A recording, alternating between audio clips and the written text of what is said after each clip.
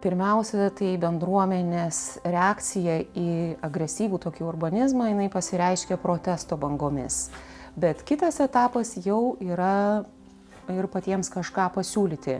Taigi, siūlydami spręsti probleminės vietas, tokias kaip Šančių Nemuno pakrantė, mes taip pat galvojame ir apie visumą. Aš esu Vita Gelūnienė, atstovauju Žemųjų Šančių bendruomenę ir esu projekto Genijus Loci vadovė. Projekto pradžia buvo inspiruota probleminio tokio urbanistinio planavimo mūsų rajone ir kai mūsų bendruomenė sureagavo į netvarų savivaldybės siūlymą nutiesti rekreacinėje pakrantėje prie Nemuno automobiliams gatvę, tada mūsų bendruomenė ir kilo mintis pačiai sukurti tokį urbanistinį rajono planą, kuris tenkintų vietos gyventojus. Taigi problema, bendrai kalbant, yra netvarus planavimas, netvarus urbanizmas.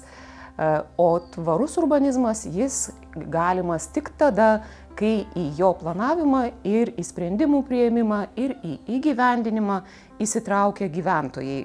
Todėl šitas projektas, jis apima viso mūsų rajono teritoriją. Tai nėra specifiškai orientuota vienos problemos kažkokia sprendimo versija. Tai yra sisteminis mąstymas, kaip mums vystyti savo aplinką, kad ji vystytųsi darniai. Taigi kažkokių pokyčių konkrečių per šį laikotarpį mes kol kas dar neturime, todėl kad mes buvome procese, kurį turėtų nuveikti turbūt kiekvienas rajonas. Tai pirmiausia, surinkti labai išsamią duomenų bazę apie savo rajoną, kas jame yra vertinga, ką čia reikėtų saugoti ir kaip reikėtų ateityje tą rajoną vystyti.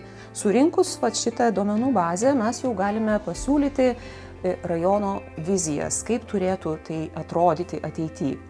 Ir kai tas vizijas mes turime, tada mes jau galime kreiptis į Kauno miesto savivaldybę, ar jeigu tai darytų kitas rajonas ar kitas miestas, tai visais atvejais tai gali būti jau pasiūlymas miesto bendrajam planui ir tada pasiūlymas integruoti tą vietos idėją į didesnį miesto planą.